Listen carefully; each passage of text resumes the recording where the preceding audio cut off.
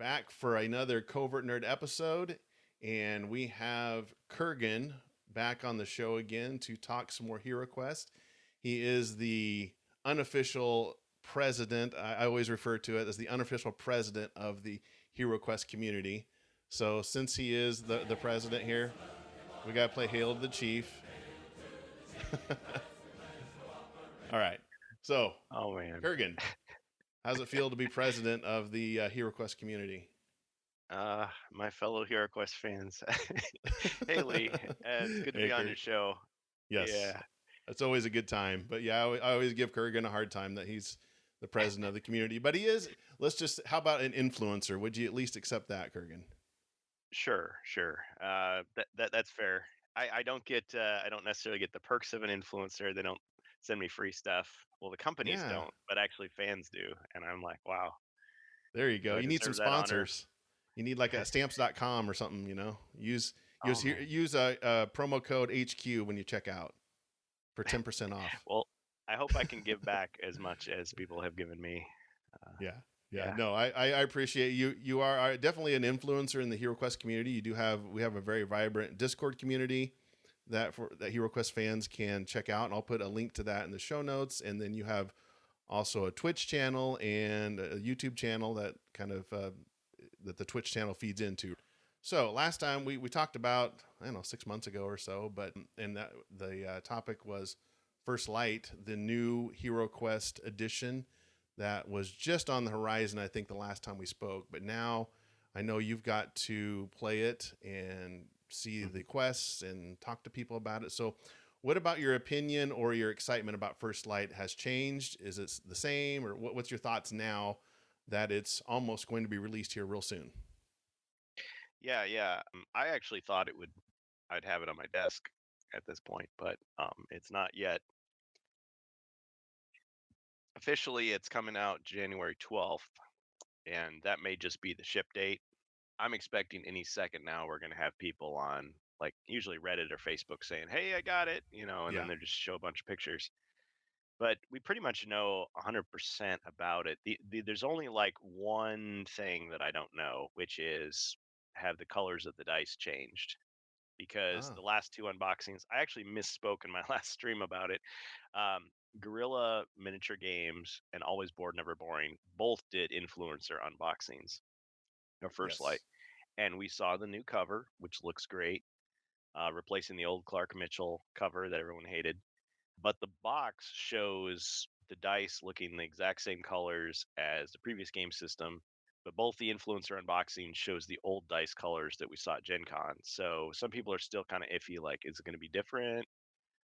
So I expect it'll match the box. I mean, any child of the 80s and 90s knows, colors may vary, actual contents may vary. Yeah, that's true. Yeah.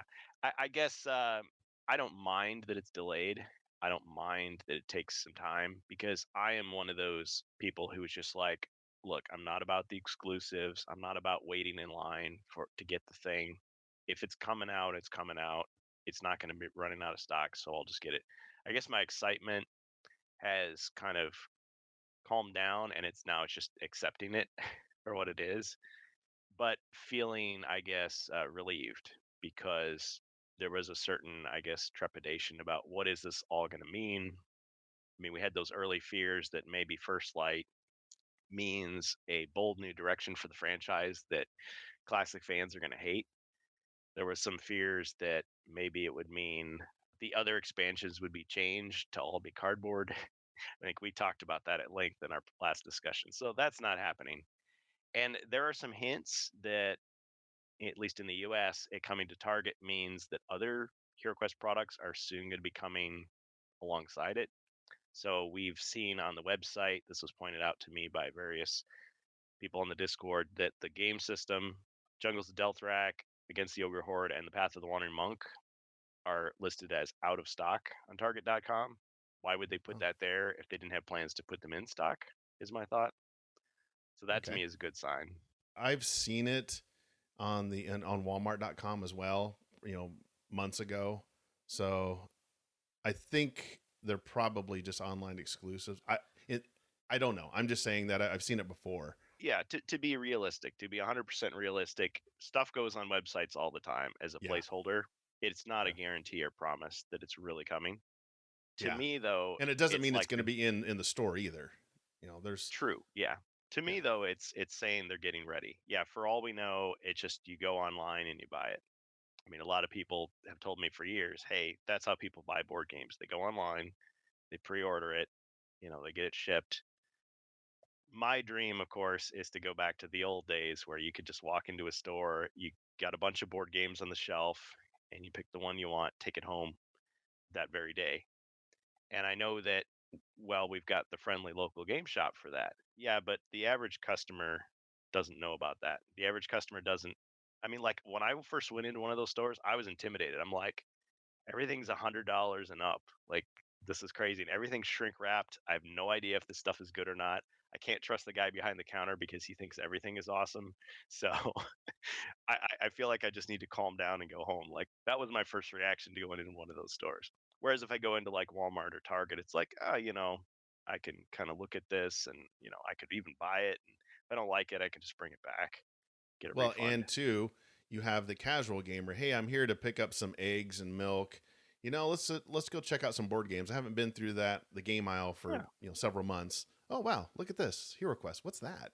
hmm Yeah. Yeah, you want to check it out. It could be a gift for a family member. Could be a gift for yourself. It could be something you just want to try out. Because I think we've all been there where we've bought a board game that we thought would be great, and then it just kind of isn't. It just isn't that much fun. And Yes. yeah, people who don't have a history with HeroQuest don't know. It's like maybe they've heard of it, maybe they haven't, but it's like there's a risk there. But if it's right there in front of your face and you see it's affordable, it's a lot easier than just, well, I'm just looking at it online. Who knows if it's good or not? You're exactly right. Looking at it online and holding it in your hand and actually hmm looking at the components, the picture of the components and things like that. And Hasbro and all companies, not just Hasbro, Avalon Hill, whatever, they understand there's a certain percentage that are going to buy HeroQuest, play it once, and never touch it again. But hmm there is a percentage of people that will play it. And, there's Against the Ogre Horde. What's that? Jungles of Delthrak. What's that? And they will Yeah. buy the expansion. I kind of wish they would do like those Lego sets where you've got the box and you can like lift the Mhm. window up and you can see it's like transparent. You can see inside the Oh, box and you can see the components. you're right. That is a good idea. I mean, from a collector standpoint, it's not very good because later on your shelf, that window can break. There's and Yes. all that. But Yeah. but in the store, it's like you see the box, you see those computer generated images on the box, and you're like, yeah, but is it really like that? How does it actually feel in your hand when you unfold it? Here's an idea. Have a window where the dragon mini is at. That would be Yep. maybe a way to kind of showcase the figure and entice Yeah. people to buy it. Well, yeah. Well, chess sets will do that. They'll just say, "Oh, here's what the queen looks like," and you see the little window, Yeah. and See? it's like, okay, well, I can judge based on that how the rest of it looks. So this would be suggestion to Avalon Hill, version 2.0. I hope that this isn't the first version. They have with Risk and Sorry and all the other games they have, they always revamp these every 5-10 years. So they Yeah, may get something like product that. refresh or whatever. Yeah, yeah. So your hmm opinion on it, though, I think if I remember last time, you were pretty excited about First Light. I know you were still kind of on the Yeah. fence about the standees a little bit. Has that changed versus the Well, figures? for me, it's no big deal. Like I can buy any HeroQuest product that comes out that I want. I can buy. Like it's not a problem. But I guess my concern for like the wider franchise. Like I want it to be successful so that it will continue the franchise and continue the excitement and continue the growth because I want more people to have it. And yes, I want more players, but I mean, I can survive without Hasbro support as a player and as a fan. So I'm more concerned for their I guess that influence on the larger cause, I guess. But as far as First Light itself, I mean, yeah, I'm excited to buy it in the sense that like the quests look like they're fun. The ones I played were fun. I like Stephen Baker's style, and so I'd like to play the rest of it. I don't really care about the standees because I've already got other pieces that I can substitute if I want to. I'm going to just say I'm extremely biased, and I should preface all of this to our discussion is our opinion only. This is just our opinion. It's not necessarily fact, but it is just an opinion. I'm probably a little jaded because I grew up, well, you grew up on it too, with the original plastic minis. So we can substitute them out, and we probably will prefer the minis. Do you think having the standees versus plastic will affect new players at all? Yeah, I'm incredibly biased as well, so it's hard for me to, I guess, imagine it that way because HeroQuest to me has always been the plastic miniatures in the box. That's been the appeal of the game. Because to me, the average board game is not like HeroQuest. The amount of plastic in the box is for HeroQuest is extreme. Like usually you think, okay, well, there's war games that are very elaborate like that, and then there's your standard game, which will have maybe a couple tokens for the player pieces. Like take Candyland for example. You got the four gingerbread men, you got the die, or you don't even have dice. You just have cards and a cardboard. Monopoly, okay, you've got the metal tokens. That's pretty cool. You've got the dice. Um, Maybe you've got a stand to hold the stuff, but otherwise everything's paper, everything's cardboard. Um, I guess what First Light does is it puts HeroQuest back into the same pile with your average board game. So it makes it less unique, less doesn't stand out as much. There we go. I think the That's a good way to put it. Okay. yeah, Yes. yeah. So it doesn't necessarily hurt it. It's just it lowers the standard. Now, if any person who picks up First Light realizes that there's other HeroQuest out there, they're going to be like, "Whoa, you can get full 3D plastic furniture and like 3D monsters and everything, like if you want to. Oh, but it's going to cost me $135. Wow, that's a lot. I don't know. Like I better save my money. Like that's sort of what I'm expecting to happen. I don't think people are going to be turned away by it because if they are the type of person who wants all plastic miniatures, they're already going to be with us. They're already going to be in our community buying the game system. I mean, there may be a few people who would just be like, "Oh, HeroQuest is back." Oh, but it's all cardboard now. That's stupid. But I would think that's the type of person who would go online and look it up and go, "Oh, wait a minute. Oh, this new thing at Target is cardboard, but actually you can buy the real one over here on Hasbro Pulse or Amazon." You know what? So I think if they put sorry.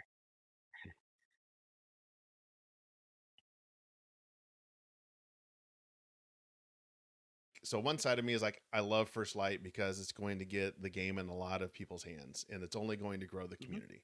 That's great. Awesome. Love it.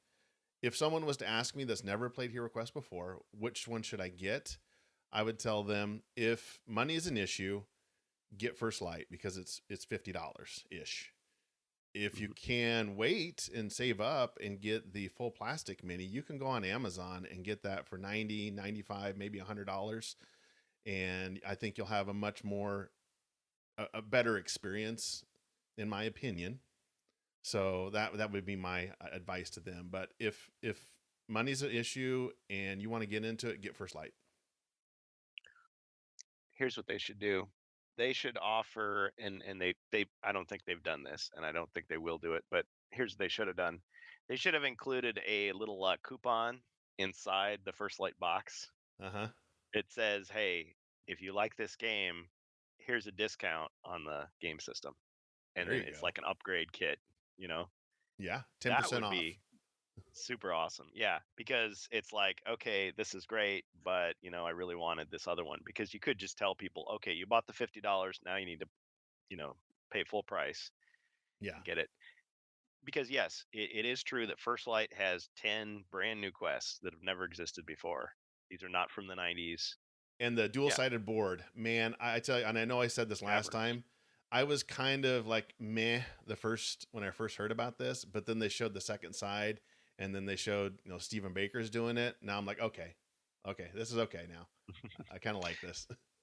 Yeah, yeah. And it's sort of the thing that a lot of us speculated about is like, well, there's going to be a new edition of HeroQuest at some point, and people were like, "Oh no." Yeah, but it's mostly going to be like the first edition. And well, they could re-release the game system with just new quests, different quests. Yeah. Uh, and there's well, the thing is, there's people who already own the game system. We're already on their customer rolls, so to speak. They've already got our money. Who just want the quests? Well, guess what? You can just wait long enough, and the PDF will come out, or you can play it through the app, and you can experience those quests without this stuff. Now, it's true, like you say, the Caverns board, and anybody who wants to can look at the app right now and see I'm telling the truth. Every other quest uses the Caverns board, so it's not just like a one-off thing. And yes, you can kind of simulate the Caverns board with just using like room tiles. It's not that big a deal, but to play it like authentically, yes, you need Yeah. that board. Actually, I'm what I about did, I'm about authenticity. Authenticity. Having the authenticity. original is Oh yeah, you yeah. can get proxy minis and proxy furniture. It hmm looks okay, but having the real deal, man, it's just Yeah. takes If it you up a give me a notch. miniature for a certain character, I want to use it for that character if I can. Yes. Yes. Let me tell you this real quick. So, I was telling myself, hey, I'm just going to buy First Light with the rest of the normies when it comes out. I'm not going to like be one of the first people to play it. Yeah. Although I did get to do that at Gen Con, but I mean, I didn't get to take it home. Sure. I printed my own custom board of the caverns. Oh. So I'll admit it. I took the image from the app, blew it up. I actually used a template of like the original board, so it's got the HeroQuest logo at the bottom instead of on the edge. Oh. So Okay. it's scaled. But that way on my streams, well, I'm gonna need to do that anyway. If I do stream First Light, I need like a board that's not too shiny for the cameras. So I Yeah. have the caverns board already. Oh, Um, cool. Now I don't have the dragon miniature, but I've got lots of plastic Well, dragons around here I could yeah. use. Yeah. There's lots of But dragon I minis that. but it's kind of like with people who pirate games. They're like, yeah, but I really like this company and I want to support them, so I Yeah. am gonna buy a copy, even though I could just get by with having it for free. Yeah. So No, I me do too. want to I'm gonna buy buy First it. Light and support them. I Yeah, think the combination, if they would have had a 2-sided board, 30 years ago when Stephen Baker, well, 35 now, geez, getting old. 35. Yep. 35 years ago, I think HeroQuest would have been like, if not the most perfect dungeon crawler, or at least one of the best dungeon crawlers, just because of the variety that you would have had. I mean, it was already, I know in hmm Stephen Baker interviews, he talked about having tiles or multiple boards, but just cost couldn't do it. But having the dual hmm sided, that couldn't have driven up the cost too much, I would imagine. Well, it's just a sheet of paper, is all Yeah. it is. You have, I mean, a board is cardboard wrapped in some material, and then yeah, you've glued a sheet of semi-gloss paper to one side. Well, now you're gluing it to the other side too. Yeah. So yeah, very minimal. Yeah. And to me, HeroQuest was it was simplified from all those other games because the standard dungeon crawlers, you've got a stack of tiles and you're supposed to sort them out and say, okay, this is the first room, here's the next room, and you're creating like a puzzle as you play. But this was just one board, so people who are like hardcore gamers looked at HeroQuest and thought, well, this is cutting off all your options. Now you're stuck with this one. But actually the way they figured it out was, okay, well, you say this room is solid rock, you put a stone block here, and now you've blocked out this portion. Yeah. So you can create, I don't know how many millions of combinations of Oh, of yeah. So dungeons with much. one board. You can still Yeah. do it once you get over the visual cues of like, well, it looks like there's a room there. No, just ignore that. That's not really there. That's until you've actually explored, you don't know what's really there. Yeah. That's how Yeah. HeroQuest works. That's exactly. Well, let's, hmm since First Light is, and maybe you agree or disagree with me, but First Light is kind of the chapter 2 in the HeroQuest IP. What do you think? What are your predictions about the HeroQuest production in the future? What do you think that looks like? You grab your crystal ball, and what do you think this IP looks like down the road? Oh yeah, that's the big topic, and I have passionate discussions. I was just having one just before we got on here. I was almost late for your show because of it. Great guys in HeroQuest fans Discord. I'll shout out Sikashem, one of my debate partners on there. There's definitely a lot of people who don't like to hear like negative opinions about the HeroQuest franchise. It's like just be happy with what you got. From what we've seen, the Avalon Hill people, like they really do seem to care. They really do Yes. seem to love their work. I mean, there's plenty Yes. of people who clock in, clock out, and you do your job and it's just a job. Like, but these guys seem like really passionate about it. Like they And really you're referring to want. Doug and some of those other guys, right? Yep, Doug, Yes. Patrick, Chris when he was with the company, Bill, like everybody I've talked to. I mean, yes, it's possible that there's Avalon Hill employees out there that just are, biding their time till they can move on to something else. Maybe they don't put those people in front to talk to us. Yeah. But yeah, every person, I'm assuming in good faith, they really do care. They really do take pride in the work. They really do want to not just put out a product that's profitable, but one that fans actually like. Like they're gonna, see you on the street and say, "Thank you, you did a great job." Like that's what they're seeking.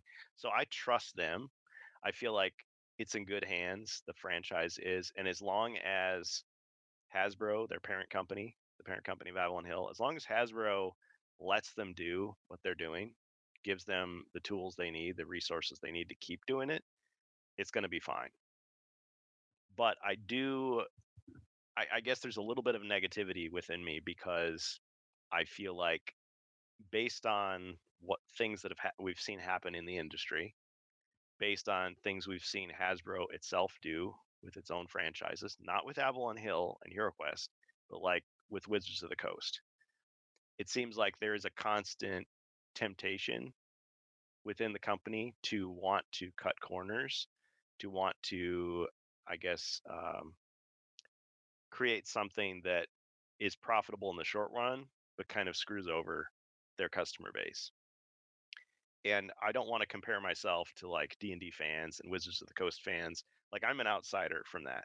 I'm not into Magic the Gathering, D&D, but I think if I didn't know people in that community, I would think to myself, man, what a bunch of whiners. They're always complaining. Why can't they be happy? Like they have all this cool stuff and they're always complaining. But what I see it is this. I feel like they're constantly on edge because they hear CEOs Hmm. and board meeting, minutes, people talking about stuff that sounds like the company is ready to just basically just dump their stuff and replace it with all digital, for example, Yeah. or make it so that okay, we're going to change the license agreement so that you can't make your own mods without our permission and all this stuff. And I think, well, okay, that's Wizards of the Coast. That's not Avalon Hill. But what if that happened to us? Like how Well, upset would I be? I'd be very well, upset. and you have, just to interrupt for a second, you have to Yeah. understand that Wizards of the Coast, Avalon Hill are under the umbrella of Hasbro.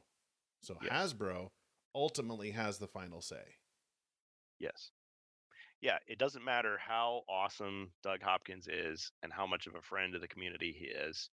If Hasbro told him tomorrow, hey, you got to pack that up and change direction completely, he would have to say yes or you're fired. I mean, Yep. he Yep. can't, and it doesn't matter how much we as fans complain. We can write all the letters we want to, and they can just say, Yes. sorry, you don't like our product. I guess don't buy it, you know? So I just, I always think to myself, yes, the contrary argument to what I'm saying is Hasbro's a multi-billion-dollar corporation. Their whole reason for existing is profit. Hmm. Why would they do something that would lose them money? Right? They're always going to make a decision that will make them more money, not less. At the same time, Correct. we've seen this very company make stupid decisions that they've admitted were stupid decisions that lost Yes. them money in their Yes. quest for more money. So we know they're not perfect. We also Yes. know that, yes, they haven't done it to Avalon Hill, but they could. There's nothing stopping them from doing that. So I think, as annoying as it is to hear HeroQuest fans whining, to hear me whining, it still needs to be done. Like somebody Yeah. needs to do it because if we don't, I feel like we just make it that much easier for them to get away with something like that. And Yeah. to be And fair, they haven't done it to us yet, but they I could. think it's okay to be skeptical. It's Yeah. okay to ask questions. Look, I heard this phrase once and I 110% agree. I would rather ask questions that don't have answers rather than answers that I can't question. So I want to be able to look at this community and look at it from both angles. Yes, HeroQuest is an amazing game. Avalon Hill has done an amazing job up to this point, and it's awesome. It's great. But at the same time, the layoffs that happened last year was, I think, a little bit of a red flag that something may or may not happen in the future. I think HeroQuest is selling very well, so I don't think Hasbro has HeroQuest on the chopping block by any means in the near future. But to just live in this world where it's all rainbows and unicorns, everything's fine while the house is burning down around you, which it's not. I'm not saying it is, but you need to be able to express some concern and still love the franchise. Oh yeah, and I think that can definitely be done in a way that's not like demonizing people or Sure. like creating factions. So I never want to say to someone, "Hey, you don't agree with me, get the hell out." Like Yeah. that's not what it's No. about.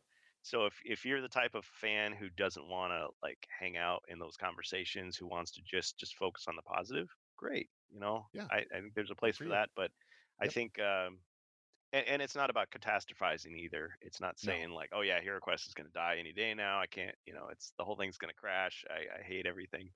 No, it's just like you say, concern, ask questions, keep that alive. I feel like when the Guardian Knight situation happened Yeah. and the stocks ran out, like imagine if everybody who complained had just kept quiet about it, had not said anything bad, and just Yeah. said, oh, I can't wait till the next exclusive.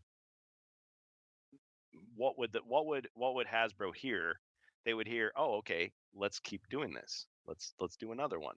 Yeah. And for all we knew, that would have been the pattern going forward because they think, "Well, that's what our customers want." They responded positively. Let's keep doing it.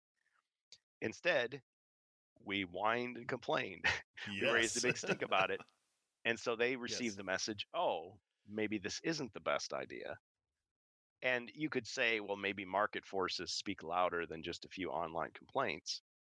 Maybe there was a dip in the money somewhere and they thought, oh, actually we can make more money if we make it a regular retail release than a limited release. Similar to uh, the Clark Mitchell cover, like they got all this Yeah. negative press about the cover. What if we'd all kept quiet about it? What if we'd all just said, oh yeah, that looks great, or just said Or nothing just about it? silence or nothing. Yeah. Yeah, Yeah. just silence. Okay, well, let's do it. Hey, let's get Clark Mitchell on the next cover. Yeah. Like that's if I were Hasbro, I'd hear that. Yeah, you know what? This guy works, does a good job. He's here at a fair price. Let's keep him on. Let's just keep doing this. Keep doing what we're doing. Why change it? Because there's nothing wrong with it. But because everyone complained, it's like, oh, maybe it causes delays. Maybe people are up all night worrying about it, but it caused a change. So I think as small as we are in this grand scheme of things, we still have some say as customers. We still have some ability to influence the company's decision.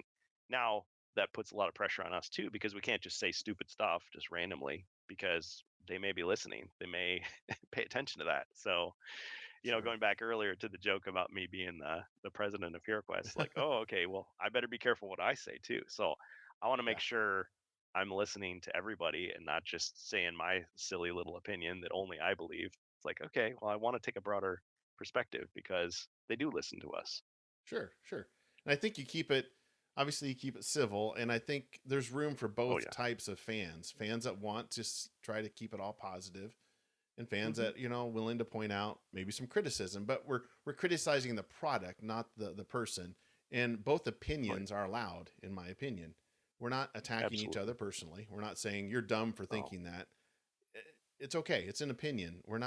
We're just criticizing the product, and we want to make sure that the product going forward is high quality. yeah, for sure. And I see it as, I mean, it's different than like a marriage. Like I don't want to compare it to something that is very different, but the relationship between a company and its customers is much more utilitarian. It's much more give and take as far as like I could walk away and stop buying Hasbro products and buy someone else's products, and I don't feel bad at all. Sure.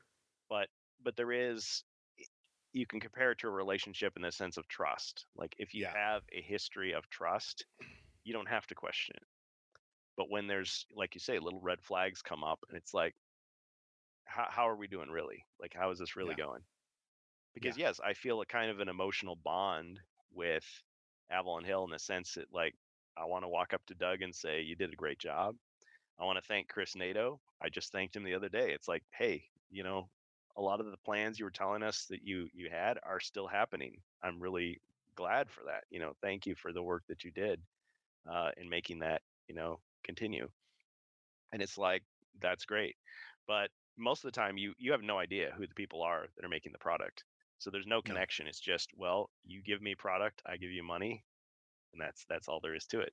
But I want to be able to trust the company. So I want them to show and continue to show that, hey, this is a good relationship. I don't want to hear, the CEO talking about, oh yeah, AI is the future. We're going to just replace everything and go to Yeah. a subscription model. And hey, you don't really own your games. We own them. And it's like, I hear stuff like that, even if it's just an offhand comment that isn't company policy. I hear that and I go, that doesn't make me Yes. hopeful for the future of a franchise like this. So let me play off your marriage analogy. So it would be Okay. like if you're married and your husband or wife starts coming home a little later from work than they normally do, or they start acting a little different, dressing a little different. They still say they love you. They're still with you, but they're little red flags. You're like, I'm a little concerned. That's all it is. It doesn't mean Mhm. anything's going on. It just means there's something different going on there, but that's all it is. And I don't know. Like you said, there's probably nothing, but Mhm. I always trust Doug. I trust Avalon Bill and all those guys, but their bosses are the ones that I'm a little concerned about. Yeah. Yeah. That's something that I guess I've made kind of an unofficial rule on our Discord is we don't attack each other as fans, No. you know. And if I say something to another fan that's like, unkind, like I'm gonna apologize because that's not what I want to happen. If I see people fighting with one another, I want to break it up. If people are attacking the company, I'm kind of like, that's fair. Yeah. At the same time, I don't want it to go overboard. Don't be threatening people, even if they're No. the No. CEO of a company. That's wrong. No. Don't be saying things that are lies.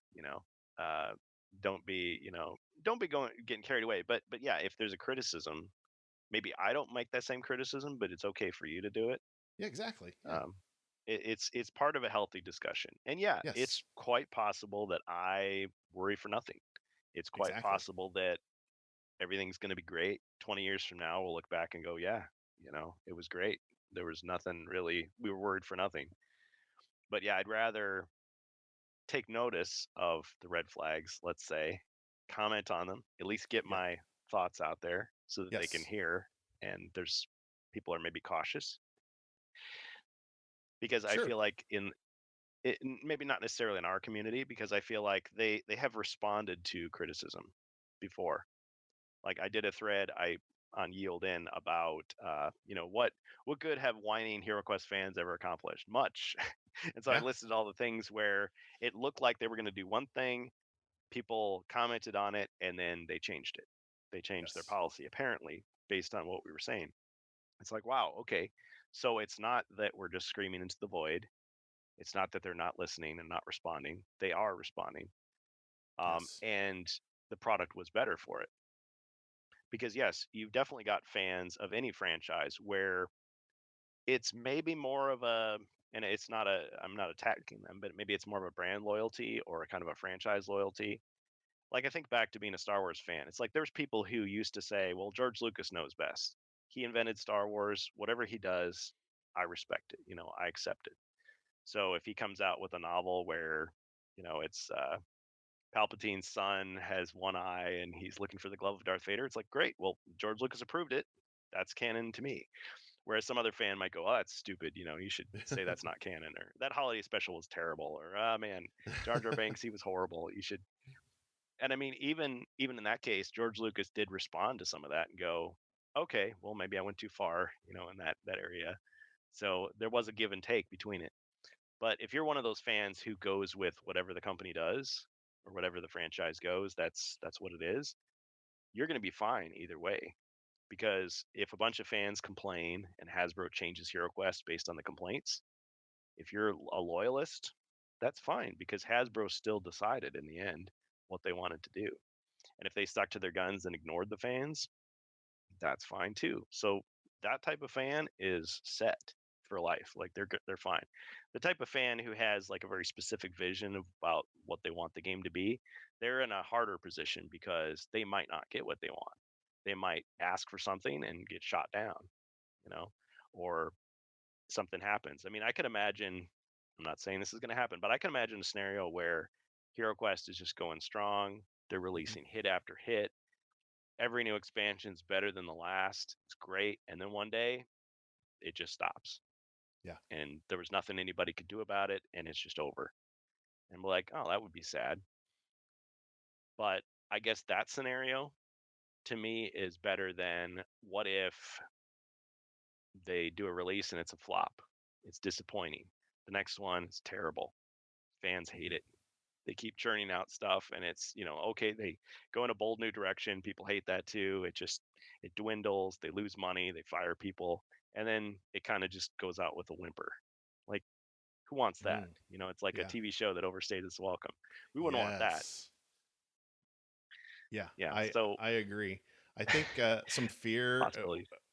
I think the fear from criticizing Avalon Hill or Hasbro in general is that it might turn customers off. I don't think so. I mean, if if someone isn't going to buy HeroQuest because I did maybe a questionable post on Instagram, I don't know. I don't think that, I don't see that scenario panning out as far as on a large scale, maybe, but I don't know. What do you think? That's a great point. I'm glad you brought that up. I think I've been on the internet a long time, so I've seen it all. I feel like there are definitely like indie projects, I would say. Like, just imagine this: you've got a game developer, just a guy in his garage. He creates a game. Oh, I think I made a pretty good game. He puts it online to see what kind of feedback he gets. At some point, a bunch of people say your game sucks. It's terrible. Yeah. You suck. And that guy gets depressed. It's like, wait a minute, why am I doing this? Like, people are just hating on me all day long. I give up, and he like quits. And now there's no more development on that game. And then fans of the game go, you guys that you scared him off, you made him quit. Like, you're a bully. You're a bad person. You did this. I liked this, and now you've taken it away. I think that is a real scenario, but that applies to very, very small projects where, like I said, it's just one person doing it. I don't think Doug Hopkins is going to resign because people criticized some rule in some expansion. I think he's fine, either way. Yeah. And I don't think Hasbro is going to go bankrupt because one person decided not to buy First Light or even 10. badmouth it online. Or Yeah. even 10 people, and as or far 100. as far as fandom goes, well, I actually believe that even if First Light was a complete flop, yeah, they would lose a lot of money. Yeah, they would reevaluate, but it wouldn't kill the franchise. I think they have backup plans, personally. And that's supported by things Patrick has said, where it's like, oh, one release isn't going to kill the franchise. Yeah. I think when it comes to, let's use the popular phrase, toxic fandom. Okay. If I have never played HeroQuest before, but I get the sense that, oh man, these HeroQuest fans, all they do is just complain and hate on each other, and it's terrible. That might make me a little bit reluctant to get into the game, but once I find out what the game is, it's not going to matter because to me, well, HeroQuest is a box you open up and you play it at home, right? Yes. The internet is not playing with me. Correct. There's no official tournaments. There's no like HeroQuest store that I go to where, I'm going to sit down and, the manager of the store is going to say, here, let me clear the table off for you and you're going to play this game. So that fandom doesn't affect me at all. So I might be the type of person that I'm just like, yeah, HeroQuest is a great game, but man, those fans are terrible. Like, I'm not going to go online and talk about it because they're just going to yell at me. I mean, that would be unfortunate if someone believed that. Yeah. I don't think that's the way it is now. I have No. definitely heard people say stuff about certain Reddit threads or certain Facebook groups where they say, "Oh yeah, you get on there and it's just one negative thing after another." I don't know if it's really like that. I'm not on Instagram, so I don't know. But Yeah. the communities I'm in, I feel like it's pretty give and take. It's pretty positive. There's people that complain and there's people that praise and everything in between. And nobody feels like, well, I can't say what I think because I'm going to get piled on. Yeah. So I don't think people will not buy HeroQuest because they think fans are toxic. No. I don't I think don't it think would be so. a good thing if fans were toxic. No. Um, but yeah, I don't think it will drive people away because it's not the type of game where it's not like if you want to play World of Warcraft, you're going online into the world of players. You're Yes. potentially exposed to every player out there. And if I think they're all like terrible people, I'm going to feel like threatened by that. But with HeroQuest, it's like, no, I choose who the people are in the game. So Well, let's I just can face just it. play with my family, my friends. It's Yeah, good. let's just face it. The average person walking down the Target aisle, the game aisle, isn't going to go check. Well, maybe they will. Isn't probably going to go on Instagram or Discord or YouTube and look at, what are people saying about this game, because the vast majority of buyers of First Light in Target are going to be first time players. Mm-hmm. Probably, what do you think? Maybe 80-90% of the people that buy it here in the next month or two are going to have probably never even heard of HeroQuest, right? Yeah, I could definitely imagine the hardcore people like us who want to collect everything and own everything and support the company because of the principle. We've already pre-ordered or we've already made up our mind, right? Yeah, yeah. It's yeah, the product is definitely focused on the first time player, the non-fan, the casual fan, the person Mm-hmm. who's never heard of HeroQuest. Because yeah, if they've already heard about it, they probably already bought it. They probably already got it. Like the hardcore people, they already have.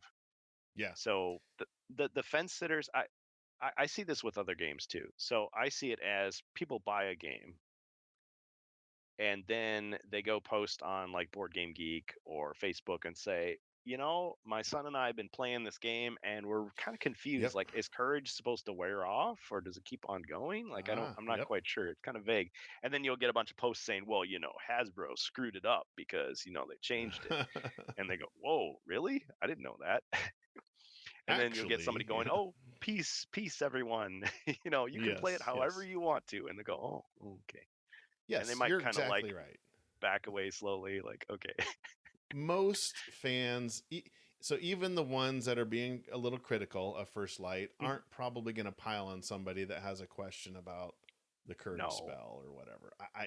You're always going to have those 1%ers. Yes, I agree, but I think they're going to be Mhm. the minority, because most people are going to do what you just said. Like, play it however you want. If you want courage to last, fine.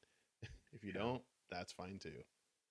Yeah. But I think as far as I production, I think uh First Light will. I I said this before. I think it's going to do well just because of sheer volume of people that it's going to Mhm. have access to compared to prior. Mhm. But I don't know what the number Avalon Hill or Hasbro is looking for. What are your thoughts on that? Oh, yeah. Well, I've always heard that board games are expensive to make and there's always a risk involved. There's a long-term production. There's all these factors working against it, but they keep releasing them. So that makes me Yes. think they pretty much know how the game is played. They've pretty much figured out how to do it. This is not the first time Hasbro has brought a board game to stores. So Hmm. I'm sure it'll be fine. How much money will they make? I don't know, but I guess we'll Yeah. find out. Yeah. It Yeah. seems like the plan right now is it's not going to stay as a Target exclusive in the No, US. It's going to I come don't to think other so. stores. When? Who knows? And their plan is to put other existing expansions on the shelf next to it. Yeah, I know we because I talked about, think well, there's store exclusives, yes, and I but think you saw but it's you saw the box at Gen Con, right? That it came in. yeah, no I didn't. Oh, okay. Well, Is it let me going to be? clarify. Oh, go ahead. At Gen Con, they just had plastic totes, like generic like storage boxes that the components were in. But behind the glass case, they had just the front cover only of the yellow fly cover. Okay. Because it's going to be the same size as Ogre Horde or Jungles of Delthrak, right? I think that's the Oh yeah, consensus, the box size. yeah, Okay. exactly. Yeah. So I screwed up in the attributions in my last video, but Gorilla Miniature Gaming and Always Bored Never Boring, they both did unboxings and they showed the final box. And it looks to be the exact same size as, the bigger expansion. So Mage of the Mirror, Against the Ogre Horde, Jungles of Delthrak, Hmm. Rise of the Dread Moon, as opposed to the smaller ones, Keller's Keep, Return of the Witch Lord, Okay. Spirit Queen's Torment, etc. So if they're good, if Target's going to allow that size of box on the shelf, yeah, I agree with you. Why wouldn't they The go other ahead expansions are the same. and let Yeah. Delthrak and the others? But I don't know what agreement they have. I'm sure those retailers have a minimum that Target has to buy, or Walmart, or whoever has to buy. So that would probably be the determining factor. Yeah. It could be that a store like Target is concerned that, well, if we stock the regular game system, it's this huge box. Even the redesigned version, it's huge, takes up a lot of space. What if it doesn't sell enough? We're taking up space. We could be selling other products. This takes away that thing. So they might change their mind and go, oh, HeroQuest is a hot seller. We can just stock it all. Or they might just say, yeah, we'll just stick to this size of box. And if you want to buy the game system, you can get it on our website. Like, maybe that's I how hope it'll work. Or I really for hope Christmas, they it'll be out. Yeah, I really hope they put something in there with a QR code that takes them to all the expansions and the regular game Well, system.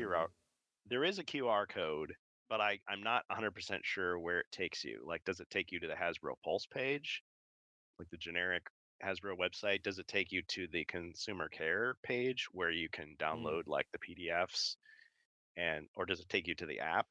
Like, I'm not sure which. Do they have That's a good more than one? question. I'm not sure.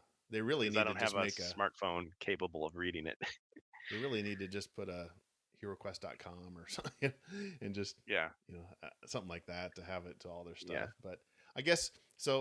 Like I was going to get back to on the crystal ball. Do you think this is just conjecture? So not holding you to it. Do you think? Give me a quick scenario on if it doesn't do well, if First Light does do well or doesn't do well.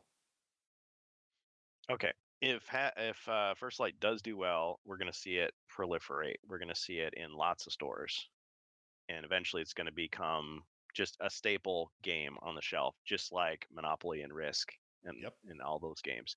It's just going to be there, and they're going to keep producing copies of the existing stuff because most of it is not limited edition, and it'll just keep on that way. At some point, I think it'll be like just to kick off that. I think it'll be like Risk. It'll be like Monopoly. It'll be like Clue. Every 5-6 years, we'll get a new cover, a few small changes, and 40 years from now, it'll still be there in some way, shape, or form. Yeah. I could also see, I don't know the strict nature of the exclusive deal. I think the cheapest way would just be, the Walmart version is going to be the same as the Target version, is the same as the Best Buy version, is the same as whatever. Yeah. But they might make changes for the store. So what if there's different stuff in the box based on which store you buy from? That would be annoying, but that's also a possibility. I think in the past there have been products where, with video games, it's like, okay, well, I think it was the WWE game. Well, if you buy it at Target, you get Bret Hart. If you buy it at Walmart, you get Hulk Hogan. If you buy it at Best Buy, you get, Jake the Snake Roberts. I just made that up, but I mean, they might do something like that. So maybe, but it could be something as simple as, well, the cover is a different color. Yeah. It could be like that. But I could see other starter sets being created in the future. Maybe they would be another 10 quest campaign with different hero sculpts, but the same basic concept, cardboard monsters, same box size, same price point. It's just, here's another a refresh of the product, kind of like you were saying. I guess I just said what you said in so many words. What if it doesn't do well? To give me the scenario there on if it doesn't do well. If it doesn't do well, they're going to have to reevaluate what they're doing, because they could just go back to what they were doing before First Light, which was continue to stock the games in friendly local game shops and online stores, and continue to cater to nostalgic fans like ourselves. Maybe HeroQuest won't be as big as it was, or it could have been, but I mean, they're still making money from us. Yeah. And in a sense, we are directly helping them because those of us with children or grandchildren or nephews and nieces, we're introducing it to another generation. Yep. And if those people grow up and want to buy the game, they're going to buy their own copy. And if they have kids that they want to introduce the game to, they're going to buy their own copy. So in that sense, it perpetuates itself. But it's, kind of a small, kind of insular, kind of family community, as opposed to they're just expanding everywhere, and new people are discovering the game every day, Mm-hmm. which is what would happen, I think, if it's a success. Yeah. Yeah. Yeah. My prediction, I think it will do well. Is that your Mhm. take? Yeah, I think it'll do. I think it'll do well enough that Yeah. they'll say Hasbro, whoever's in charge at the top, will say, "Yeah, HeroQuest is good. Let's renew it for another year." That kind of Let's kind of keep thing. going. Yeah. Whatever Keep on plans you going. have in place, Doug, whoever, keep doing it. Let's keep going. So Yep. They'll just speaking of the trust will continue. yes. Yeah. Yeah.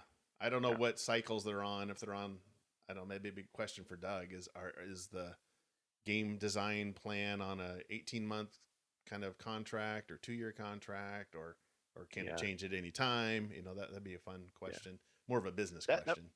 yeah, that might be more of a question for Patrick. I think he's more the guy that is in the know on that sort of thing. Whereas Doug is a designer. I mean, some of Designer. that stuff Yeah. he can speak on, but not Yeah. with the same authority.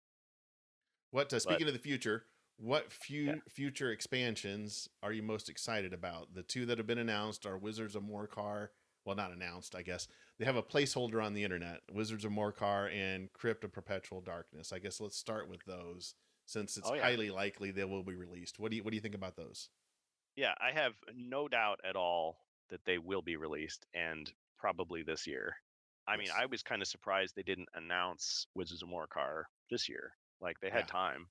I know. But I also understand that it seems like everything was delayed because of the First Light cover deal. Yes. And like Bohemius was saying, they're really putting a lot of effort and focus on the First Light situation, even more so than with these expansions. So it makes sense that everything's kind of shifted along. So I don't know how much of a delay that is, but I am 100% convinced that those store leaks are accurate because they've always been accurate. Yeah.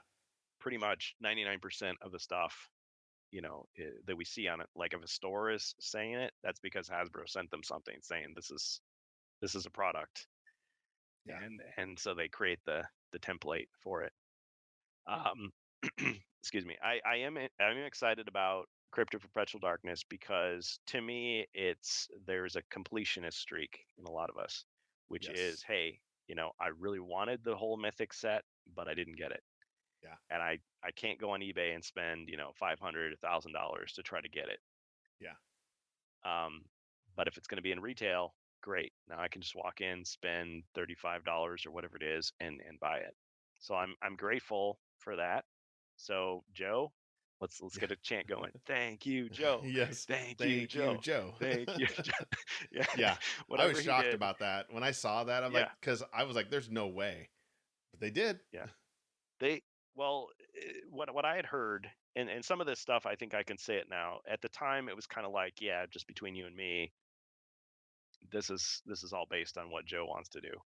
So apparently there was some exclusive deal of some kind. We don't know what it was, but Joe himself used the phrase, Joe Manganiello, proprietary, and we made fun of him for it, proprietary. And I think what Chris and Carmine was doing is he was stealing us for the fact that this might not come out. This might remain an exclusive. Not saying it's impossible, but just basically get used to the fact that it's probably not coming out. The fact that it is coming out, I think it's a fact, um, is great. So I'm happy about that.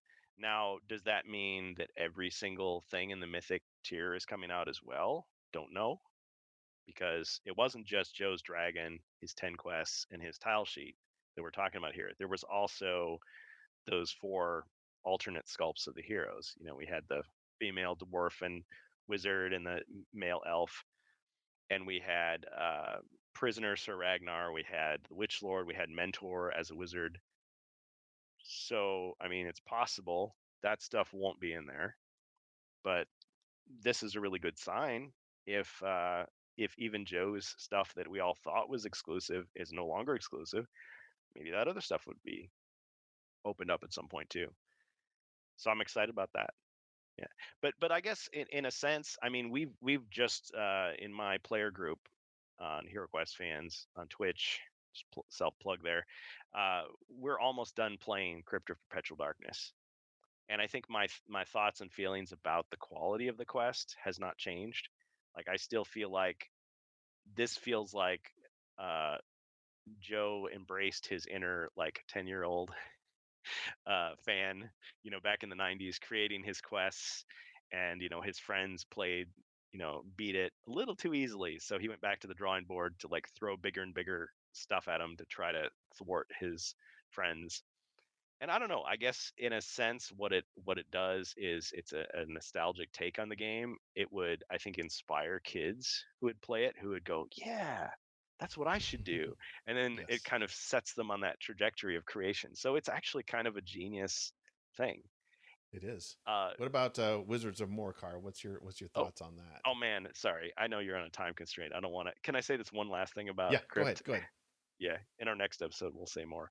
um One thing is, this is also an opportunity for Joe to come back in and revise his Oh, quests. okay. So it's possible we might see a market improvement in the product. Yes, because they But did the that thing, in Spirit Queen's Torment. I think they some minor and Prophecy of revisions, Telor. right? Yeah, Oh Prophecy yeah, of yeah. Teller. Yes, yes. There were tons of like typos and little errors and little mistakes, which were corrected and updated. Not every single thing. I mean, it's not perfect, but yeah, like it was greatly improved, I would say. Yeah, So there's an opportunity for Joe to also improve it. On the other hand, he might be one of those artists who's like, no, what I've written, I've written. Just yep. leave it. This is what people wanted back then. They still want it now. Just, it's fine. Sign at the bottom line and let them modify it how they will. I ended up modifying a lot of stuff as we were playing, and towards the end, before I was just playing it straight, but like in the last quest, I'm like, yeah, this could use a few tweaks, and we had a lot of fun playing it. So I'm excited for the people who finally get to experience it. Wizards of Morcar. Wizards of Morcar is more of a wild card. I think before Against the Ogre Horde had been released in the remake form, I was in doubt about it. I was like, well, are they going to release the European stuff? Are they going to even acknowledge it exists? Hmm. Now looking back, well, I should have realized that was their plan all along, because they always, yes, they started with the North American rules as the basis for the remake, but Yep. they were putting in, the missing equipments and the missing artifacts, like all Hmm. that stuff was getting ported over because they wanted to please everybody. And the European fans loved the fact that they could buy Hmm. Frozen Horror and Mage of the Mirror, even though they never had them back in the day. It's like, more Hero Quest, bring it on. Yep. And so American fans were the same way. Like Against the Ogre Horde, never Yeah. played it before, but let's have it. Let's see Uh it. huh. And the additions they made to it, I think, inspired a lot of people. Like, it's like, wait a minute, there's a kill team module within HeroQuest. That's kind of weird. This arena mode. But Yeah. like the guys in Italy just kind of went nuts with it. They created their own scenario where, you've got hero versus hero, and you've got a team of monsters behind you, and you can have actual tournaments, competitive tournaments Yep. with HeroQuest. That's awesome. It inspired people. So seeing how well they did with Against the Ogre Horde makes me have full faith that Hmm. whatever they do with Wizards of Morcar, it's going to be at least acceptable, if not awesome. But it also, Wizards of Morcar has a lot more potential for growth. As Chris Nato said, well, there's only 5 quests to work with. And maybe it didn't get as much playtesting as it should have gotten back in the 90s. Hmm. So they have a lot of work to do, but there's also a lot of potential. Like if they expanded to 10 quests, well, what would those 5 quests be? Who knows, right? Yeah. It could be anything. It could be a whole new scenario. Well, Now, and it some, doesn't have including to have, myself, and it doesn't have to have 10. I mean, who said yeah, the book has to have 10? It's nice. yeah. I'm not gonna discount it, but if they release it just with the 5, I'm cool with that. Oh yeah, I would be too. And yeah, we even talked about, well, if it just had sprues in the box to save money, would I be upset? No, not at No. all. Yeah. But I think the idea is already out there, and even though Chris Nato is no longer in charge of the project, I think his spirit lives on, so to speak. Yeah. in what we've seen. So I think they will try to pad it out to 10 quests. And I think whatever that additional content is going to be, it'll be value added to the Mhm. nostalgic remake of Wizards of Morcar. I'm very curious to see if they consider the possibility of like inserting something from the classic era in there, which they Yeah. could do, like the Dark Company from Advanced Quest. They could put the maze in there. They could put any Oh of these yeah. other quests that I think we've talked about that are like from the drafts. Yeah. One Yeah. speculation is they take the Wizard Quest pack stuff. I mean, that's 10 quests. So Yeah. 10 plus 5 is 15. But I Yeah. mean, they could take all kinds of stuff from there and put it in, and it would feel like HeroQuest because it was from Yeah. that era, even if it was obscure or Oh, nobody exactly. saw it except a few designers. I mentioned this last time. I know there's an archive of either digital quests that's created back in the 90s or scribbled on paper. They can grab, like you said, from the Mhm. Wizard pack, grab 5 quests from there, cherry pick 5 that they really like, and have maybe a thread of continuity between them. It wouldn't take much. Those guys are good at it. No. They could do it. I am continually surprised. I mean, this is here's me being positive. You heard it here from first, folks. Uh, I am continually surprised at the care and the respect that the Avalon Hill team have for the HeroQuest legacy and lore, even though they don't have to. Yeah. I feel like they do not have to pattern anything after classic era. They don't have to bring back any of that stuff. They don't have to make the stuff have like a corollary within the world of Warhammer Fantasy back in the 80s. Like they don't have to do that. But I feel like they still try to connect it in some way. Hmm. They still try to make it feel like something that could have existed back then. And I Yeah. think that extra layer of respect and care proves to me that they are trustworthy to own this franchise. So I'm not saying like, oh man, they should outsource this to Renegade Studios, even though they're doing a great job with Heroescape. I think Avalon Hill's doing a great job, and I trust them. Whatever their plan is with Wizards of Yeah. Morcar, I think it's gonna be worth getting. If they do the same thing with Wizards of Morcar that they did with Against the Ogre Horde, because Against the Ogre Horde, they knocked it out of the park, in my opinion. And so if they do the Mhm. same thing with Wizards of Morcar, I think we're fine. Yeah. Back when we last talked, I was concerned a little bit about expansions being standee versions. I don't Mhm. think that's going to be the case. I'm not completely off the fence on that, but I guess that Okay. might be my only concern. But I last time I was like, oh, they're probably going to do standees for all expansions. I was about 80% sure that they were going to do that. Oh yeah. Now Yeah. I'm like, maybe not, but I don't know. I'm still. I know they have that Instagram post where they said that the guy was asking, please continue to make the expansions the way they were or the way they are, and they said we won't. The way I interpreted that was they are going to keep doing the expansions that he referenced as the way they were, but they really didn't address going forward. So that's my only Oh, concern. But okay. I think they were answering his question because he was asking about Crypt of Perpetual Darkness and Against the Ogre Horde and stuff like that, keeping them plastic only. But going forward, they really didn't address that directly. But I still think they're going to keep doing the expansions like they have been, like Jungles of Delthrak and stuff Yeah. like that. Well, and I should probably nuance what I said in our last discussion in response to that too, which is what I heard them say in person was, we don't plan to do that. We want to continue releasing 3D plastic miniatures and furniture and all the expansions. We're not going to change the past ones, and the future ones are going to be that way too. Yeah, But I also hear what you're saying, which is they've already released an expansion that has cardboard, which is First Light. yeah, true. So will there Yeah, be future boxes that have mostly cardboard? I think that's possible. yeah, It's also possible that they would go back and change the existing expansions. I don't think they want to. I think to me, that's something that would have to be imposed upon them from above. Like if Hasbro yes, decided, oh, to save money, we have to do this. But I don't know if it's really save money because I don't know everything about the industry. But my understanding is they create these molds for these miniatures, these plastics, and Mm-hmm. they're good for I don't know how many presses, how many thousands of presses before they start to break down and have to be refreshed again, probably from Okay. 3D models that they have.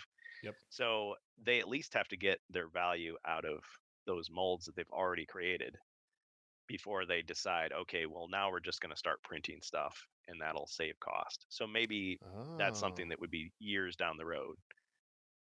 Um, that's a but good point. So you're saying that yeah, the 3D molds, after, I don't know, what, a million impressions or a million right. molds or whatever, I don't know what it is. But if you Yeah. compare that, contrast that with a just printing on some glossy paper and adhering it to cardboard, which is virtually Mhm. unlimited, right? Yeah. Oh, Yeah. okay. Yeah. They could, well, I mean, they could do it right now, but I just feel like from the company standpoint, they, I think I heard a figure like for the Heroscape, uh, molds, they were like going to be like, was it 75,000 or 750,000? It might have been 750,000. Like that was the price to create all the steel molds to Mm-hmm. create those. So once they've invented, well, is it the sunk cost fallacy where it's like, well, we spent all this money, now we got to keep spending money. Yeah, They could just put those into storage and never use them again. But now that they've created them, it's like, well, at least we should get our value out of these and use them to sure, create the sure. plastic. As long as the plastic is selling. If the plastic boxes are too expensive and people aren't buying them, then they're losing money. Then they should change their strategy. But I could imagine First Light is not the end of the cardboard standee thing, unless No, it's just everyone complains about it. If they get the impression that everybody wants to pay at least $100 to get all plastic, maybe they'll just phase it out and switch. Because they could re-release First Light with plastic miniatures. Just throw the game system monsters in a bigger box. They could do that. But I mean, there might be like Second Light and Third Light, which are hypothetical, cardboard expansions again as a starting point for people. I mean, yeah. D&D has had how many starter packs? Oh Warhammer has gosh, had how many yeah. starter packs? Where I'm it's not. mostly Do you cardboard. think? But your opinion is Wizards of Morcar is going to be all plastic. But if you think Oh about it, yes. the contents of the original was just 4 wizards and some mercenaries, right? Well, and some mercenaries. Yes, you are correct. I think Wizards of Morcar is going to be up to the standard of previous expansions. I Okay. don't think we have anything to worry about there. And Okay. there's 12 mercenaries. Yes. So 12 mercenaries, 4 wizards. There's some And they've already question in got my them. mind They've already got the molds for about the the, mercenaries. They can just re-release the mercenaries from previous yeah, expansions, right? they wouldn't have to do anything. Yeah, just make it a different color, maybe. Yeah. Um, uh, there's a question about the quantity of weapons because I think there's actually 20. It's I forget if it's 16 or 24 weapon combinations. So with Frozen Horror, there were only 6 mercenaries originally, but they put 12 in the box because they wanted you to have all the combinations. Now it had the nice side effect that you could then hire 12 mercenaries, which you need because those quests are so dang hard. Save your gold, yeah. So if they follow that same precedent, then it would be 24 or 16 miniatures for mercenaries in the box. I still think they'd all fit, but I mean, if they've got, well, again back to the conversation with Chris. I feel like if they think the fans expect a certain box size and price point to have a certain amount of content in it, they're going to pad it out. So Frozen Horror, they give us extra dice, extra pads. So if they've got extra room, they're going to be like, okay, what do we do here? More mercenaries, pads, dice, furniture. Yeah, what's it going to be? What are we going to use to fill out the box so people feel like they're getting their money's worth? Because Yeah. otherwise, like we were saying, you can make the box any size. You can make it any price. Yeah. Yeah. Yeah. So you're saying that Wizards of Morcar and of course Crypt of Perpetual Darkness is going to be your standard plastic expansion, but you're saying Yes. possibly further down the road, some expansions may be more standy than plastic. Yes, I think that's absolutely. But I expect that those will be starter sets rather than full on expansions. Oh, okay, Like okay, I don't know, I'll just make something up. Let's say what would be a fake expansion that we just make up on the spot? Oh, let's say the Dwarf Quest pack. So the Hammer of Hadrika. So the Hammer of okay, Hadrika comes out and it's cardboard, and that's the only version that exists. Like I don't think that'll ever happen. I think it okay. would just be like, yeah, HeroQuest Second Light a new starter set for HeroQuest, and it's got different Oh, adventures, but it has plastic heroes, plastic boss okay. monster, and then cardboard. Okay, so it's self-contained. Yeah, with the expectation that you've still got the all plastic Okay. game system that you can buy. Okay. Okay. All right. Yeah, that's kind of what I like I said, I'm on the fence of that. I'm more on the side that it's going to be expansions are going to be more plastic than standee, but I'm not 100% off there. It's just my Yeah, opinion. It doesn't mean yeah, it's going to happen or not going to happen. I just the impression I got. yeah. What You're wrong, Lee, expansions? but you're entitled to your opinion. I'm Yeah, just joking. I might. Yeah, I'll admit I might can be completely I wrong, don't know and what's that's going to happen. fine. I have a prediction and I have like a desire of what I want Yes, to happen, but I feel yes, like if it seems to be working, they'll continue along that path. yeah, I think they'll try something drastic and new if they're afraid there's a problem. Like, so yeah, if HeroQuest starts losing money, if Hasbro cuts a bunch more people, if yeah, something happens in the industry, they'll be like, "Whoa!" in a panic. Let's try something different. yeah. That to me would be, yeah, like if they suddenly switch to all cardboard Yeah. I don't think they'll go to our cardboard, but I can see them.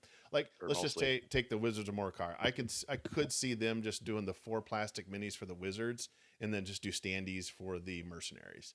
I could see Oh, them that's maybe do something like that. I don't think they will, but I could see how they would consider that. it's And funny because just as you say that, I'm picturing like other games of the past, like Dead of Winter. You have your characters, your survivors against this horde of zombies, but they're all cardboard. And the great thing yeah, about that is you can make it feel like there's endless, undead monsters out there that's because true. you can stack all those little cardboard standees within a smaller box, and it works. Yeah. It's a cost saving measure. The standee, But so the standee thing is not all bad in one respect. You have the little standee, the plastic stands, and so coming up with more homebrew stuff or even official oh, super. expansions would be just phenomenally cheap, and you could have a lot of them. Oh yeah, and you can have the art be full color, whereas if you're Yeah. using plastic, now you got to decide: do we hire professional painters or assembly line painters to create this? Which is how Heroescape is doing it. You Oh, can buy the unpainted version or the fully painted version, and the price point between them is not that different. But yeah, yeah. having a full color standee of a monster, easy, Yeah. simple. You could do rat men, lizard men. I mean, it would be real easy to throw Yep. out official expansions just using the standees. So Yeah. in that regard, it's nice. But again, I'm biased. Again, I like the plastic because it's more Well, tactile. here's another thing. I think a million discussions have been had online, especially with like Games Workshop and Warhammer, how afraid they must be of fans who have 3D printers. Uh, About now, they have a way to regulate that because they can always say, well, if you want to play in an official tournament, you got to use our official sculpts. You can't use 3D yeah, printed. But there's always a fear that, well, miniatures, why would you buy a miniature when you can just 3D print it for pennies? I yeah, mean, there's reasons. The durability is one yeah. thing. The availability, not everybody has a 3D printer. A lot of No, people and do, or and the access good to one. ones are expensive. The good ones are expensive. Who make the durable, and they're still not as durable. Now with cardboard standees, a lot more people have printers, regular Yep, printers, who can just run off that stuff. I mean, you can go on the internet right now and you could just get hundreds of thousands of armies of stuff and just run it off for whatever it costs, to print yeah, something off at your local office store and just slap that on a base and you're done. yep, yeah, yeah, So exactly. easier to So pirate is what I'm saying. yeah, yeah. So there's pros and cons. So I'll Hmm. admit when the standee thing came out, I was no, don't do it. But now I'm like, there's some pros to that still. Oh yeah. It's got Well, some potential. we'll think about this too. What if you're going on a road trip and you just want to throw a game down in your hotel room? Isn't it nice to have like a smaller box where you can just throw the stuff in there and, oh, my orc got bent, darn it. Well, I'll just get my printer out and I'll just print another one, or I'll just, I'm glad you get my brought steam that iron and up flatten it out. because somebody mentioned that online. I'm like, yeah, you're exactly right. HeroQuest is now much more portable. Very so, yeah. I still am trying to come up with ways to make my regular set portable, and it's hard. Like I have a giant plastic tote that I can throw the box in. Yeah. I got these smaller plastic bins. Like, well, I'll put the miniatures in here. I'll put the dice in a bag, and I don't know. Maybe I'll print out a different version of the board that's like easier to fold up, or I don't know. But then it's like, what if you lose a piece or something? It's harder. Or if you buy that expensive foam that you're going to pack it all in, and then the box is really heavy. It's still bulky. Yeah, very bulky. Yeah, but a bunch of cardboard standees, much easier to just throw in a bag and just take with you. Exactly. And well, let's do a breaks, lightning you leave it at the bus stop. Just buy another one. Buy another one. Cheaper. Yeah, exactly. What lightning round here? The last few minutes we got here. What expansions would you like to see? And then contrast that with what expansions do you think will be released? So we already kind of know what 2025 is going to look like. Give us your thoughts on maybe 26 on what, like the two things, what you want to see versus what do you think we'll see? Well, I'll repeat myself and say I want to see everything from the Legacy era released. Yes. So Dave Morris novel. We're getting there. Yeah. I want to see White Dwarf specialty quests. I want to see Marvel Winter Special, sticker album, whatever. All that stuff re-released. Yes, you can download it online. Questionable IP, infringement. But I think introducing that to a new generation would be great. I would love to see the Dwarf and Wizard quest packs finished and released. Yes. But if Hasbro doesn't do it, fans are going to do it one way or another. Yep. We're going to do it. So I guess I would like to see more original content that's still in the spirit of past Heroquest. So give us another Jungles of Delthrak. Give us another Rise of the Dread Moon. Yes. That's great. Give us more hero collections. Like you've been saying, give us a villains pack, a monster pack. Give us furniture. The fancy dice, I'm kind of on the fence on. It's like it's vanity, limited edition, but it's not new game content. It's just aesthetics. No. That's fine, I guess. Yeah. Give us dice trays and whatever, dice towers. Yeah. Be fine. Yeah. I agree. It's more ancillary. The dice are more ancillary. It's like, it's nice, but and I get the impression from what Doug was saying is they're ready to just keep on doing HeroQuest till doomsday. So if it may very well be they'll just keep creating new stuff until whatever happens to stop it. I don't think it's going away. I mean, I still take it one release at a time. Yeah. So First Light comes out. Okay, great. Well, but what about the next one? Is that going to be a success? Yes. Like I feel like its success or failure hinges on each one. Now that goes against what Patrick said. I have to believe him when he says, no, we've structured it such that if we have one flop, we're not done for. Like we'll be okay. But now if they have multiple maybe flops, 2 flops, then what happens? Two flops? I don't know. Maybe not. Okay. Companies make decisions all the time that are questionable or are based on reasons known only to them. So we can't just say, oh, well, everything will be fine. We don't know. I would say, yes, they will continue to scrape the legacy of HeroQuest to release new things. I think they'll also create new content, and I'm glad for that. Now, I do continue to entertain the possibility and continue to agitate for Space Crusade coming back. Yes. And Battle Masters coming back. But that's a lot harder to launch a new franchise like that, which requires, again, more rights issues being resolved than just here's another HeroQuest expansion. Like that's much easier to do. Yeah, very. I guess when it comes to like the crossover stuff, like I take seriously the tease that I was given at Gen Con, which was off the. It wasn't recorded, but it was also done for my benefit. So it wasn't like a don't tell anybody this. It was, hey, wouldn't it be interesting if HeroScape and HeroQuest came together?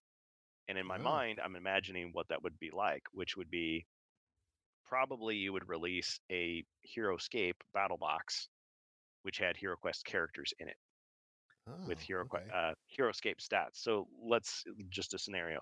So it'd be, I don't know, mentors, champions or something. And it would be the barbarian, elf, dwarf, wizard, and maybe another character. And there'd be a painted version and an unpainted version. And they'd have those stat cards. Mm-hmm. But since the scale is identical, you could just take those figures and use them in HeroQuest if you wanted to.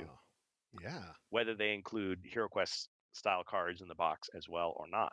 So in that sense, it would appeal to both because HeroScape players could buy it and go, oh, this is cool. It's the battle for all time. It's the Age of Mm-hmm. Annihilation. We've got our Yes. Marvel fighters in there. We've got our D&D fighters, and now we've got HeroQuest in there too. Isn't this great?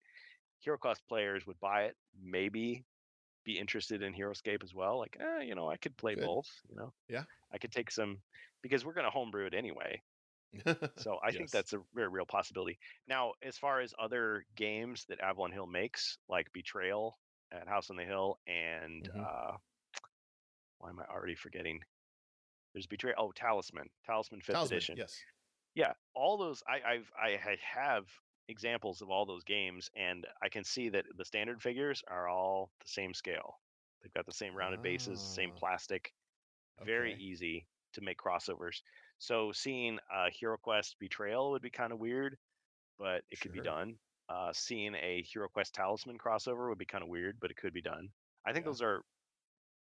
I would be more eager and more inclined to think that would happen before we would see like a D&D crossover, even though it's the same company. Like there's no rights question.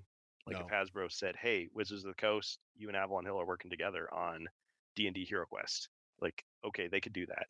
Yeah. But I think Avalon Hill already has, like, they wouldn't even have to like move over. It's just right there. They can do it. Talisman does require working with Games Workshop, but I mean, they've already worked that out. Said, Yeah. hey, you guys have HeroQuest now. Just don't mention, Chaos Warriors and Familiar and that kind of stuff, and it's cool.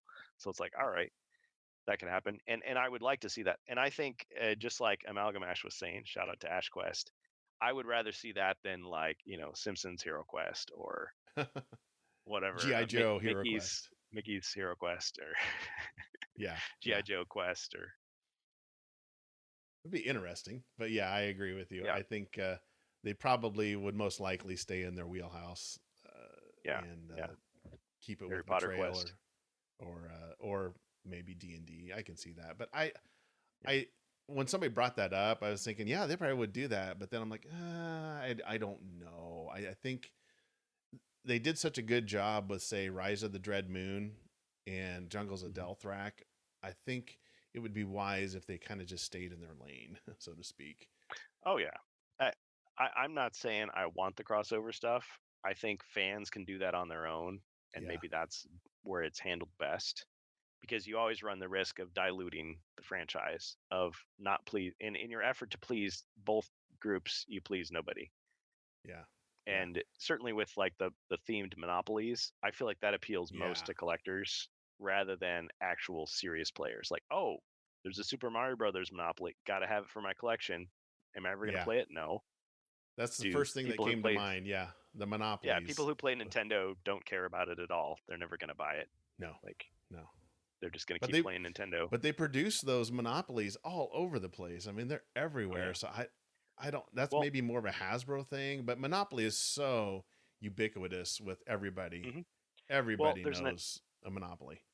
there's a whole corporation, and I don't know if it's like a partnership or if they're owned by Hasbro. Somebody else can correct me on that, but it's called US Opoly. If you look up US Opoly, they're in Oh, charge really? of licensing all these different IPs to create versions of Monopoly. So for everything, so there's Farmopoly and Mickeyopoli and everything else. So, but they don't stay on Oh. store shelves like regular Monopoly and maybe like Junior Edition or Mm-hmm. like Cheaters Edition, which are not Yes. themed. It's kind of like Legos, they license it. So you got your Harry Potter Legos for a while, then those go away.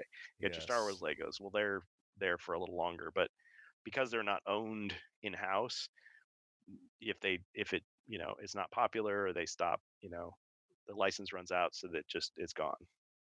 So I think for HeroQuest fans who want the stuff to keep being available, this is not what we should want, because it's going to be No. like a limited time release.